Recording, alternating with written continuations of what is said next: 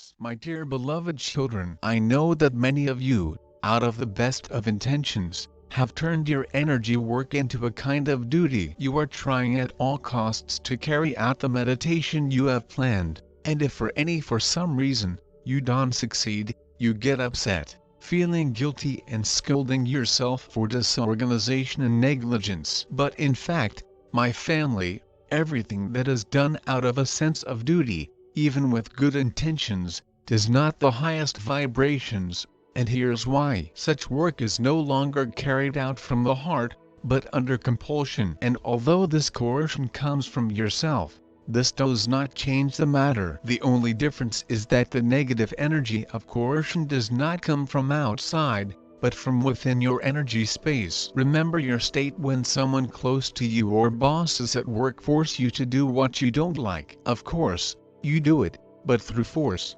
without joy and pleasure. And when are you waiting? There is no exciting and favorite activity for you. Completely different emotions embrace you: happiness, joy, creativity and inspiration. So, any planned, obligatory, but at the moment undesirable meditation energetically reflects your inner state and its value, which means and the result is significantly reduced. Therefore, I ask you, my family, do not turn your practices and meditations into compulsory work. It is better to skip a few days, and then, when you feel the call of the soul or understand that there is an urgent need to meditate on a certain situation, on which a lot depends, you will do it with a completely different attitude. Remember, everything that is given to you on this side is only a vector of your spiritual development, and meditations and practices are only a sketch, a rational grain for your independent work,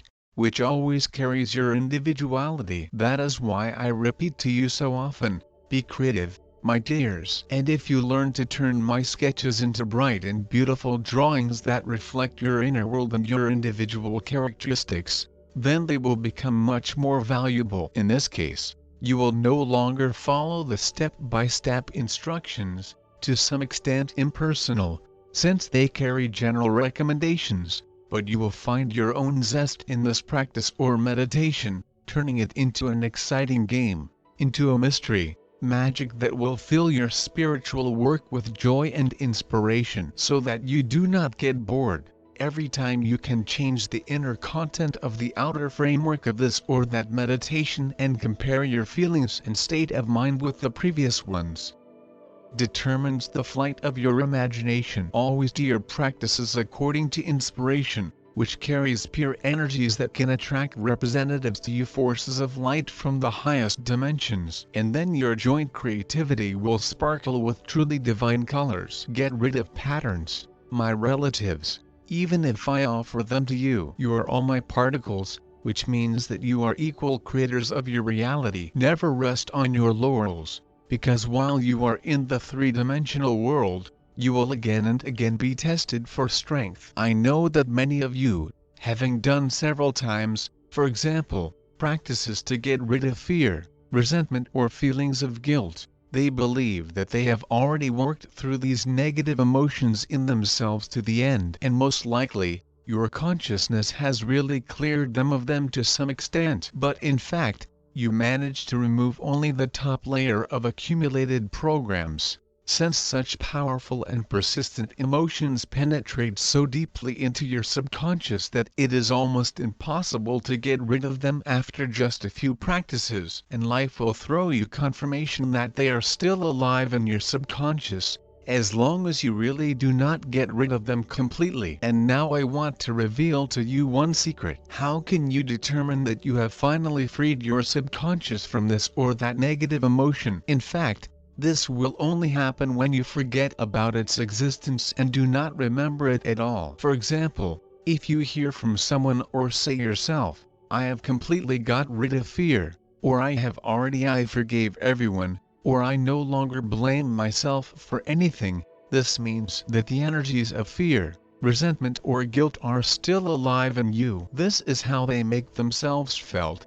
You think about them, talk about them, believing that they were finally tamed. If they really disappear from your energy space and from your subconscious, then you simply will not remember them. You will have nothing to remember, because this simply will not be in your consciousness, not in the subconscious, and therefore in your life. But in order to achieve such a state, you need to learn to recognize the existence of negative programs and see those situations that allow them to manifest themselves outside. So, even fleeting feelings of resentment, fear, guilt, which you were able to immediately notice and dissolve in a high vibration divine energies, are a sign that they still exist deep in your subconscious. It is very important to understand what caused them to appear and work on this situation or on the relationship with the person who created this situation. So gradually, in small steps, you will move to that state of your soul when not a single negative emotion can arise in your life, and you will be surrounded by the energy of unconditional love,